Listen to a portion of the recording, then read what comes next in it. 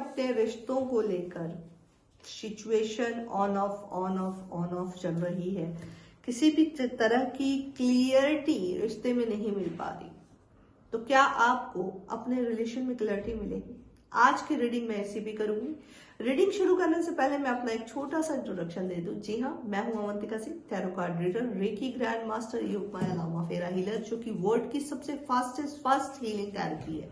इसके इस्तेमाल से आप अपनी लाइफ से रुके हुए हर तरह के काम, हर तरह का black magic, white magic, sorry white magic तो नहीं, बट हाँ ब्लैक मैजिक, ऑब्स्टिकल, एक किसी भी तरीके का ग्रोथ का नहीं होना, क्लियरिटी का नहीं होना, चीजों में उलझ जाना, पैटर्न्स का रिपीट होना, जो नेगेटिव पैटर्न्स है उसका रिपीट होना और फिर भी समझ में नहीं आ रहा कि क्यों हो रहा है, इस हीलिंग का इस्तेमाल मैंने किया है। आप मेरी वेबसाइट पे जाके चेक कर सकते हैं लोगों के experiences. Okay, watch therapies and numerologist. जी हाँ, एक घड़ी आपके समय को बदल सकती है, क्योंकि समय आपका शनि है और शनि यानी कि कर्म फलदाता।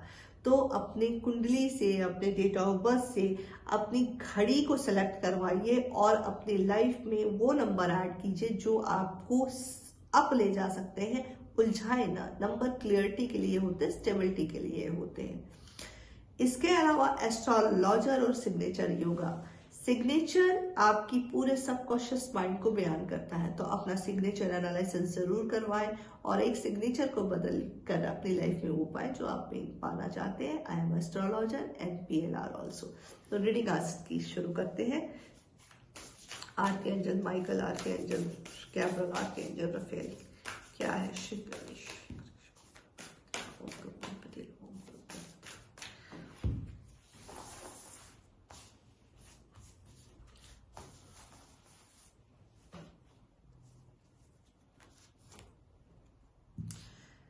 क्लियर योर एनर्जी, पहला ही कार्ड आया है, ठीक है। Clear your energy in the sense guys, इस वक्त आप मदर अर्थ से डिटैच है, यानी मदर गाया, मदर अर्थ जो है उनसे आप बिल्कुल भी डिटैच हो चुके। क्यों डिटैच हो चुके हैं? क्योंकि अपनी ही दिमाग को लगाए जाते हो कि अब मैं ये करूंगा या करूंगी तो रिलेशनशिप ठीक हो जाएगा, अब मैं वो करूंगा या करूंगी तो रिलेशनशिप ठीक हो जाएगा। इस तरह के थॉट प्रोसेस आपके लाइफ में बार बार चल रहे हैं। खुद को विक्टिम मानना बंद करो। तुम जहां हो, जिस लिए हो, जिस तरीके का तुम्हारे साथ हो रहा है, ये सारा डिसीजन आपका अपना था। यहाँ आने से पहले, इस प्लानेट पे आने से पहले आप डिसाइड करके आए थे कि ये होना है, ऐसा होगा मेरे साथ, मेरा ये रिएक्शन होगा। रिएक्शन किस तरीके से करना है ये आपकी मर्जी थी, लेकिन सिचुएशन क्या होगी ये आपने डिसाइड किया था। जी हाँ, मैं हमेशा ही अपने वीडियोस में वाइब्रेशंस की बात करती हूँ, हमेशा ही स्टेबिलिटी की बात करती हूँ और वाइब्रेशन पे खास तौर से ध्यान देती हूँ, क्योंकि हर वर्ड की, हर फीलिंग की, हर एक्सप्लेनेशन की वाइब्रेशन होती है, एक उसकी फ्रिक्वेंसी होती है। किसी भी दर्द को अगर तुम अपने अंदर उतार दोगे तो एक वाइब्रेशन बनी, ठीक है। जैसे आपने देखा होगा कि कोई लाइट या कोई बल्ब के टेम्परेचर्स होते हैं, ठीक है। अगर 0 वॉट का बल्ब है तो उसकी एक स्टैमिना है, अगर वही बल्ब 400 वॉट का है तो उसकी एक अलग स्टैमिना है, ठीक है। तो कैसे वहां पे बिजली की फ्रिक्वेंसी, बिजली का तार का सप्लाई और बल्ब की क्वालिटी बड़ी हो गई, यानी वहां इंटेंसिटी हाई हो गई, ठीक है। सेम चीज आपकी इस एनर्जी का है। अगर आपने एक बार हर्ट हुए किसी चीज को लेके, खुद को विक्टिम मान लिए और उसको दिल में रख लिया, फिर दोबारा उस तरह की घटना घटी, फिर विक्टिम माना, फिर वहां से उस वाइब्रेशन को उठाया, दिल में रखा, फिर खुद को विक्टिम माना, उस वाइब्रेशन को उठाया, दिल में रखा, क्या हो गया? वहां की इंटेंसिटी, निगेटिविटी की बढ़ती जा रही है। जो मुझे दिखाई दे रहा है, लोगों का 7 साल 8 साल जो मैरिज लाइफ है उसमें भी स्टेबिलिटी नहीं, मैरिज लाइफ की बात कर रही हूँ, हस्बैंड से किसी तरह का सपोर्ट नहीं, और जो पार्टनर वाइज है उनकी भी यही हालत है। आप ना उम्मीद हो चुके हैं, आपको यूनिवर्स एक सीधे तरीके से गाइड कर रहे हैं कि आपको करेक्ट होना है मदर अर्थ से। सबसे पहले तो ग्राउंड रियलिटी पे आइए, ग्राउंड रियलिटी आपकी बिल्कुल गड़बड़ है। इन चीजों को एक्सेप्ट, जो कुछ भी हो रहा है उसको एक्सेप्ट करना है, और एक्सेप्ट करके सरेंडर के फॉर्म में आपको जाना है, अपने लिए सबसे पहले, दूसरों के लिए नहीं। आप जब तक काबिल नहीं बनेंगे, जब तक अपने को आप स्टेबल नहीं करेंगे, जब तक अपनी निगेटिविटी इंटेंसिटी को, जब तक अपने को विक्टिम मानना बंद नहीं करोगे, तब तक चीजें तुम्हारे हिसाब से नहीं हो सकती। समझ रहे हो बात को? ठीक है, तो उसके लिए क्या करना है और देखते हैं जरा। डिसीजन, डिसीजन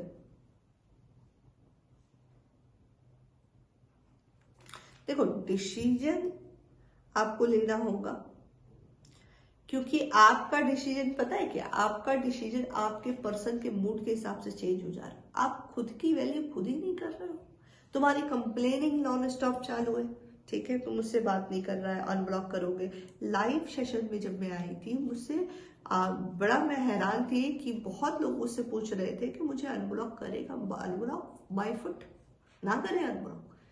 इतना नीचे गिर गए हो, इतना ज्यादा अपनी आत्मा को गिराते जा रहे हो, अपनी आपको आपने इतना मार लिया इस रिलेशनशिप में कि वो अनब्लॉक करेंगे तब आप जिंदा रहेंगे। आप उस बात का वेट कर रही हैं या कर रहे हो कि वो अनब्लॉक करें? ये तुम डिजर्व करते, do you think you deserve this thing? ना करें अनब्लॉक, बाढ़ में जाए। यहाँ पे आपको अपना डिसीजन लेना पड़ेगा। एक देखिए, चुनना ही होगा, या तो आप अपना आत्मसम्मान चुनिए, अपनी सेल्फ रिस्पेक्ट चुनिए, या फिर वो मौत से भी बदतर रिश्ता चुनिए जिसमें आपकी कोई वैल्यू नहीं है। ठीक है, देखिए मैं थोड़ा कड़वा बोलती हूँ, मैं मानती हूँ, लेकिन यही रियलिटी, मैं पॉलिश्ड होके नहीं बोल सकती, वो मैंने कभी नहीं सीखा। I am not a polished woman, जो है मैं वही बोलूंगी। रिश्तों में हमेशा इक्वल गिव एंड टेक होता है, जानते हो।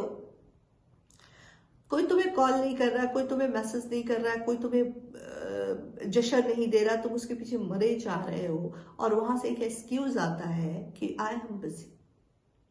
ठीक है, all over the world no one can busy, कि उसके पास 1 मिनट का टाइम तुम्हारे लिए ना हो। बात जानते क्या है? बात सब प्रायोरिटी की है।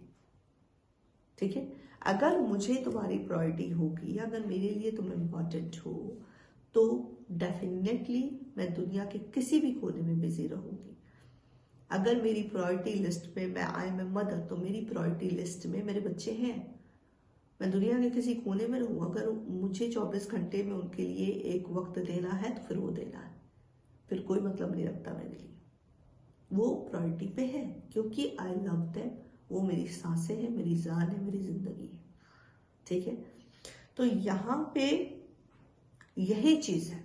यहाँ पे आपके पर्सन के पास कोई टाइम नहीं है। काफी हद तक ठीक भी है, जो निगेटिविटी लेवल लेयर जो तुम्हारे ऊपर बनी हुई है, काफी हद तक ठीक भी है, क्योंकि तुम्हें ये पता होना चाहिए कि तुम कर क्या रहे हो। क्योंकि ये निगेटिव लेयर अगर नहीं बनती तो शायद तुम्हें ये रियलाइजेशन ही नहीं होता कि तुम जा किस तरफ रही हो, और क्या क्लियरिटी होनी चाहिए, क्या एक्शन। क्योंकि जब तक गलतियां ना करे इंसान सीखता नहीं। तो अपनी प्रायोरिटी, अब जब ये रिलेशन तुम्हारे लिए वैल्यूएबल था, तब तक तुमने इसको प्रायोरिटी दी, तुम अनब्लॉक ब्लॉक का सिचुएशन, हर तरह की निगेटिविटी में उसको जश्न देती आई। लेकिन एक बार ठंडे दिमाग से सोचो कि इस तरह के रिश्ते को तुम डिजर्व करती हो। ठीक है, और अगर नहीं डिजर्व करती हो तो इसमें अपने आत्मसम्मान के लिए क्या तुम्हें एक्शन नहीं लेना चाहिए? क्या एक बार तुम्हें जश्न उनकी तरफ से नहीं मिलना चाहिए? क्या तुम इसका हक नहीं रखती कि वो तुमसे बोल जाए? क्यों? इस बात में देखो, रिश्तों में जब ईगो आने लगे, खास तौर पे वहां जहां आप प्यार का दावा करते हैं, आपके पर्सन की तरफ से या आपकी तरफ से, दोनों में से कोई भी वाइस वर्सा एनर्जी हो सकती है, तो याद रखना कि वो रिश्ता है ही नहीं। क्योंकि रिश्ता कभी तौला नहीं जाता, उसकी कसौटी नहीं की जा सकती। ठीक है, वो वक्त बता देता है कि वो क्या वैल्यू है, आप उसकी कौन सी प्रायोरिटी लिस्ट पे, कौन सी प्रायोरिटी लिस्ट पे नहीं। ठीक है, और ये एहसास का मामला, पूरी तरीके से एहसास का मामला, ना एहसान का मामला, ना कैलकुलेशन का मामला है। मेरे पास कल मैं की रीडिंग कर रही थी, और रीडिंग में वो मोहतरमा बहुत रोए जा रही थी, मैं नाम नहीं लूंगी उनका, और वो रोते रोते मुझसे ये कह रही थी कि मैंने इस रिश्ते में बहुत कुछ दिया है। That is calculation.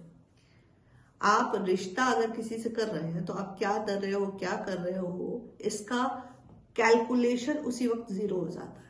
मैंने कहा कि रिश्ता एहसास का मामला है, इसलिए जो एहसास है ना वो वैल्यू रखता है कि आप क्या फील करते हो, आप कितना डेडिकेटेड हो। और इन केस मान लो उस रिश्ते में कुछ गड़बड़ी हो गई तो वही खाता लेके खोल कर नहीं बैठ सकते आप, ठीक है। वही खाता लेके नहीं बैठना है कि हमने वही खाता ले लिया, ठीक है। यहाँ पे देखिए तीनों ही कार्ड इस चीज की तरफ इशारा कर रहे हैं कि आप अपने बेस चक्र, जो मूलाधार चक्र है, जो रूट चक्र है, उससे आप पूरी तरीके से गड़बड़ हो। हार्ट चक्र आपका पूरी तरीके से ब्लॉक है क्योंकि बिकॉज ऑफ नेगेटिविटी। तो ये टाइम है आपके डिसीजन लेने का। क्यों? क्योंकि रिश्ते में क्लियरिटी अगर चाहिए, कभी किसी चीज को क्लियर करना है ना, तो आपको स्ट्रांग होना पड़ेगा। कभी तीर जब चलाना होता है, तीर अगर आगे तक जाना है तो 2 कदम पीछे लेना होता है, चाहे उसमें कितना भी दर्द हो। तीर को पीछे खींच के कर मारता है, ठीक है। तो आप वो एनर्जी विड्रॉल आप कर लें, जो मेरा आपको एडवाइस है। हर तरह की एनर्जी को विड्रॉल करें, जश्न को बंद करें और एक खामोशी अख्तियार कर लीजिए। लंबे टाइम के लिए तैयार हो जाइए। अगर वास्तव में ये प्यार है और वास्तव में इस रिश्ते में आपने सच्चाई रखी, वास्तव में कोई लस्ट नहीं है, वास्तव में कोई मोह नहीं है, मेरी बातों पे ध्यान दीजिएगा। लस्ट और मोह दोनों में बहुत अंतर होता है, ठीक है। प्रेम ठहराव है, ठीक है। प्रेम खिंचाव नहीं है। लस्ट अट्रैक्शन खिंचाव है। उसी ही चीज की तरफ अट्रैक्ट होंगे ना, उससे खिंचाव होगा, उससे मोह होगा। हाय मेरा, मुझे फोन नहीं किया, मुझे ये नहीं किया, वो नहीं किया, वो नहीं किया। लेकिन अगर प्रेम है तो प्रेम की पहली जो सीढ़ी होती है वो सम्मान की होती है, रिक्वेस्ट की होती है। उसकी शुरुआत ही इक्वल गिव एंड टेक पे होती है। उसमें पैसा नहीं होता, उसमें स्टेटस नहीं होता, उसमें एक दूसरे को नीचा दिखाना नहीं होता, एक दूसरे को कैटेगराइज करना नहीं होता, एक दूसरे पे पॉइंटिंग नहीं होती, एक दूसरे से एक्सपेक्टेशन नहीं होती। बिना बोले शब्द खत्म हो जाए तो प्रेम है। और ये वही लोग कर सकते हैं, वही लोग समझ सकते हैं जो हूं। क्योंकि एक माँ जब अपने बच्चे से प्यार करती है ना, तो गोद में जब उसके बच्चा रहता है वो उसको बताता नहीं है कि उसे कब भूख लगी है। उसकी फीलिंग मदर की फीलिंग से जुड़ी हुई है, मदर की फीलिंग उसकी फीलिंग से जुड़ी हुई है।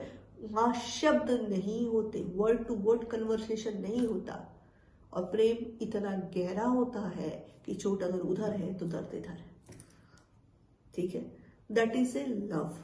समझिए इस बात को कि 90% मैं एवरी डे रीडिंग में यही देख रही हूँ। एवरी डे अगर मैं रीडिंग देखती हूँ तो love relationship, love relationship, love relationship, जहां पे मैं फेमिनाइन एनर्जी को पूरी तरीके से डैमेज देख रही हूँ।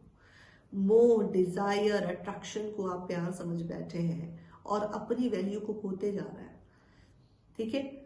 याद रखो कि सबसे पहली बात तो यह है कि प्रेम तुम्हें हर किसी से होगा नहीं। कोई भी आयर वगैरह आ जाए और वो तुमसे कह दे आके आई लव यू और तुम उससे कह दो आके आई लव यू, तो ये अट्रैक्शन है। कोई भी चीज अगर बड़ी जल्दी खींचे तुम्हें अपनी तरफ तो ये समझ जाना अट्रैक्शन है। वो चाहे दुनिया की कोई भी कीमती चीज हो, और वो कर्म है, दोनों ही चीजें। क्योंकि ये अभी से नहीं, कर्मा पैटर्न आपके पास्ट लाइफ से चला आ रहा है। तो जो pattern, repeated pattern is a Karma, Karma is a संस्कार। तो जो संस्कार आप लेके आए हैं पिछले जन्म से, वही इस वक्त भी अप्लाई करोगे अपनी लाइफ में, ठीक है। Point to be noted. कभी अपनी पर्सनैलिटी से खिंचाव हो रहा है, रुक जाओ, ठहर जाओ, उसी वक्त रुको। क्योंकि जो प्रेम है ना, प्रेम और प्यार, ये it will be very long time taking result. Means एकदम से इसमें रिजल्ट नहीं मिलेगा। इसमें रिसर्च चलते हैं, बड़ी सारी आजमाइशें चलती है, अप्स डाउन्स चलते हैं, और उसमें के बाद वो क्लियर होता है कि हाँ ये प्रेम है। क्योंकि लाख उतार, लाख परीक्षाएं, लाख आपके इंतजार, लाख वेट, लाख चैलेंजेस के बाद भी अगर उसमें कुछ नहीं चेंज होता है, कोई भाव अगर नहीं आता है, तो वो होता है आई एम ए विक्टिम और आइदर अ बसुआ। आइदर, चाहे प्रेम तुम्हारा जो प्रेमी है वो तुम्हारा मर्डरर क्यों ना हो, तुम्हारी फीलिंग चेंज नहीं, वो सिचुएशन चेंज हो सकती है, सिचुएशन चेंज हो जाएगी, क्योंकि यहाँ आत्मसम्मान की बात है। मैंने कहा कि तुम्हारे पर्सन ने तुमको हिट पे हिट दिया, तुमने उस निगेटिविटी को कैरी करके अंदर रख लिया, ठीक है। अब ये निगेटिविटी जब बहुत ज्यादा जाएगी तो उस पर लॉस किसका है? तुम्हारा, क्योंकि तुम अपनी आत्मा से डिस्कनेक्ट, और जब आत्मा से डिस्कनेक्ट, जब खुद तुम जिंदा ही नहीं हो तो रिश्तों की क्या खाक वैल्यू है? रिश्ता कहाँ से निभाओगे, किससे निभाओगे, कैसे निभाओगे? क्योंकि तुम जिस वाइब्रेशन में, उसी वाइब्रेशन की चीजें वो रिपीटेड होती रहेंगी। तो यहाँ पे क्लियर करना बहुत जरूरी है। 31 नंबर का काम है, कार्ड है, सॉरी। तो ये 4 नंबर आउट, इल्यूजन, कंफ्यूजन, वो ऑलरेडी आपके पास है, ठीक है। अब जब इस तरह की वाइब्रेशन आपके उस पे रहेगी, आपकी अपनी कोई ग्राउंड रियलिटी तो नहीं गई है, क्योंकि आप कुछ भी करो, आपका पूरी चीजें जाके आप कहाँ रुक रहे हो? अपने पर्सन पे। ये क्या बोलेगा, ये क्या करेगा, ये कैसे कहेगा, ये क्या करेगा तो क्या होगा, उसके अकॉर्डिंग आप चल रही है या चल रहे हो, ठीक है। तो बस यही कहना चाहूंगी कि थोड़ा सा 2 कदम पीछे लो, अपनी वैल्यू को समझो। फीलिंग्स कभी चेंज नहीं होगी। अगर आप किसी से प्यार करते हैं तो कभी मरता तो नहीं है, वो एक भाव है और बड़ा प्यारा सा भाव होता है, उसमें कोई मिलावट नहीं होती। और अगर आप रियलिटी पे हो, ग्राउंड रियलिटी पे हो, तो ये आपके पर्सन को बहुत अच्छी तरीके से पता हो, वो बहुत अच्छे से जानते होंगे कि आप क्या, ठीक है। तो इसको कीप इन द साइड, एक हार्ट के सेफ कॉर्नर में रख दो। लेकिन अब जब तुम्हारा आत्मसम्मान हिला हुआ है तो अब इस पे ग्राउंडिंग करनी बहुत जरूरी होगी, अपनी ग्राउंड रियलिटी पे आना बहुत जरूरी हो गया, ठीक है। बात जब सेल्फ रिस्पेक्ट आत्मा पे आ जाए तो याद रखना, आत्मा परमात्मा का अंश है। और अगर तुम्हारी कोई ग्राउंड रियलिटी नहीं है ना, तो डेथ होनी, जिस दिन हम पैदा होते हैं उसी दिन ये तय हो जाता है डेथ। तो कहीं और भी जाना है और जाके जवाब भी देना है। तुमसे सबसे पहले ये सवाल कर दिया जाएगा कि इस रिश्ते की हद क्या थी और इस रिश्ते में तुमने मेरे साथ क्या किया, क्योंकि जो तुम्हारी आत्मा है, जो हायर सोल है, वो जवाब जरूर मांगेगी। ये जो डिप्रेशन, ठीक है, ओवर थिंकिंग, एंजाइटी, ये सारी चीजें क्या होती है? सारी चीजें तब होती है जब आप अपनी सोल से डिस्कनेक्ट होते हैं। और जब आप अपनी सोल से डिस्कनेक्ट होते हैं तो जो आपके डिजायर है ना, वो आप बाहर ढूंढते हो, जैसे कि आप अभी अपने पर्सन में ढूंढ रहे हो। और जब तुम खुद खाली हो तो भिखारी तो किसी को नहीं पसंद। कड़वी है पर सच्ची बात है। तुम इस रिश्ते में जो दावा कर रहे हो, यू डिजर्व द थिंग। और जब डिजर्व कर रही हो, सामने वाला पर्सन नहीं दे रहा है, तो रेगुलेट और जो तुम्हारी कंडीशन है वो किसकी होनी चाहिए? उसकी है, तुम्हारी, ठीक है। रिजर्व होना, खामोश होना, एक गैप क्रिएट करना बहुत जरूरी है, क्योंकि silence is much better than action. जब तक उसको फोन करते रहोगे, मैसेज करते रहोगे कि मुझसे बात करो, मुझसे तुमने विश नहीं किया, तुम कैसे हो, तुम रिप्लाई नहीं करते, मैं यहाँ क्या हो रहा है, यहाँ मुझे देखो, मुझे देखो, मुझे देखो, ये कहने की जरूरत नहीं है। ये अगर तुम कह रहे हो तो इट मीन्स कि तुम यूनिवर्स को ये मैसेज कन्वे कर रहे हो कि तुम उस रिश्ते के लायक नहीं होगी। Is that? और अगर उस लायक हो नहीं तो भी वो तुम्हें नहीं मिल जाएगा, ठीक है। और अगर उस लायक हो तो तुम्हारा ये एक्शन गलत है। माइंड, सोल एंड बॉडी जब तीनों इरेक्ट लेवल पे होते हैं और फिर उसके बाद लॉ ऑफ अट्रैक्शन जब लगाते हो तो चीजों में मेहनत नहीं होती, चीजों में लॉजिक नहीं होता है, चीजों में फिर स्मूथनेस होती है और मैजिक होता है, ठीक है। स्टेट फास्टनेस की जरूरत है, यानी अपनी जगह पे ठहर जाओ। अपनी जगह पे ठहरना, अपनी जगह पे रुकना, अपनी ग्राउंड रियलिटी पे अपने आप से जुड़ना, अपनी सेल्फ लव पे जाना। एक बार एनर्जी, ज्यादा पेन होता होगा, डेफिनेटली पेन होगा, जब प्रेम में हो तो पेन तो होगा, जब पर्सन तुम्हें नहीं दे रहा है। एक बार उसे देखना शुरू करो, इज दैट मतलब डिजर्विंग है ये दर्द? तो तुम डिजर्व करते हो। और नहीं डिजर्व कर रहे हो तो अगर उसके ना रहने पे भी दर्द है और उसके होने पे भी दर्द है, होने पे तुम्हारा आत्मसम्मान खत्म हो रहा है, पूरी तरीके से अंतरात्मा मर रही है, तो फिर उसका ना रहना ज्यादा बेहतर। यहाँ पे क्या प्रेम खत्म हो गया? यहाँ पे तुम्हारा प्यार क्या खत्म हो गया? नहीं, प्यार प्यार होता है, अटैचमेंट अटैचमेंट होती है।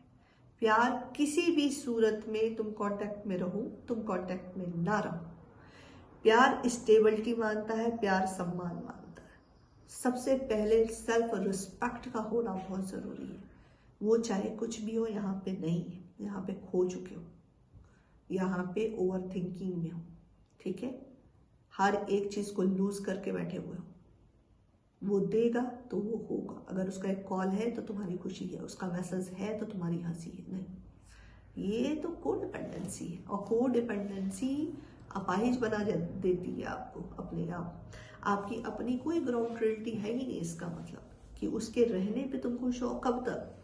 क्योंकि उस किसी के रहने पे अगर आप खुश हो रहे हो, किसी के रहने पे आप दुखी हो रहे हो, तो ये आप समझ जाओ कि आप अपने सेल्फ पे हो ही नहीं। और जो अपने सेल्फ में नहीं है, जिसका अपना कोई वजूद ही नहीं है, उसकी जिंदगी में अच्छा या बुरा होने का तो कोई मतलब ही नहीं बनता, क्योंकि वो अपनी वैल्यू को खुद खत्म कर रहा। तुमने अपनी वैल्यू को खुद खत्म कर रखा है। अपनी वैल्यू को बनाने के लिए तुम्हें खामोश होके अपने ऊपर काम करना बहुत जरूरी है। अपने सेल्फ लव पे आना बहुत जरूरी है। इस चीज के पीछे मत मरो कि वो आएगा नहीं आएगा, ये देखो कि कैसे वो तुम्हें चाहिए, उसके ऊपर काम करो। अगर तुम चाहते हो कि वो तुम्हारे पास वापस आए और तुम्हारी स्टेबिलिटी पे रहे, तो एक बार फ्लैशबैक में अपने रिलेशनशिप को देखो कि तुमने क्या किया है। कहीं ऐसा तो नहीं है कि अपने अट्रैक्शन और अपने मोह के चक्कर में इतना तुम उसके पीछे भाग गई हो कि उसने तुम्हारी चीजों को जज कर लिया है और तुम्हारी औकात एक टिश्यू पेपर जैसे बना दी। बहुत कड़वी बात बोल रही हूँ, बट अंदर चोट करनी होती है ना, तब बोलना पड़ता है कि ताकि खुद से कनेक्ट हो। मैनिपुलेशन मैंने कभी नहीं सीखा, चालाकी मैंने कभी नहीं सीखी। मैं चाहती तो इस चीज को बहुत पॉलिश्ड वे में कर सकती थी, बट मुझसे नहीं होता। I am very straight forward. समझ रहे हो बात को? तो इन चीजों को सीखना जरूरी है, इन चीजों को लाइन बनानी जरूरी है। प्यार है, रहेगा, प्यार कभी खत्म नहीं होगा, बट ये इस बात का एहसास उसको भी जानना होगा, उसको भी तुम्हें मानना होगा कि भाई तुम्हारी वैल्यू उसकी लाइफ में क्या है, ये उसे देना होगा। ये कोई तुम्हारे ऊपर एहसान नहीं कर रहा है, और ना तुम मांग के कोई एहसान मांग रही हो या मांग रहे हो, ठीक है? ये तुम्हारा हक है। नो मैटर कि बहुत लोगों का रिलेशनशिप है, शादी नहीं होती, हम दूर दूर होते हैं, तो क्या उसमें स्टेबिलिटी खत्म हो जाती? शादी पे प्यार क्या मतलब होता है कि प्यार का मतलब शादी होता है? तो राधा कृष्ण ये जो पीछे बैठे हैं, इनकी तो पहले हो जाती, भगवान थे, ठीक है? जहां यार अंडरस्टैंडिंग, एक दूसरे का रेस्पेक्ट, एक दूसरे का भाव ही रिश्ता है। और इतिहास उठा के देखना, रिश्ते जो भी बने हैं ना इतिहास में, वो दिल के हैं।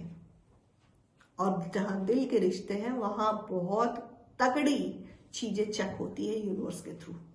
बहुत पेशेंस रखना पड़ता है, यानी माइंड, सोल एंड बॉडी, हर चीज आपको इरेक्ट लेवल पर लानी होगी। हर एक फ्रिक्वेंसी को समझना होगा और अपने इनर सेल्फ लव से कनेक्ट होना होगा। This is very important.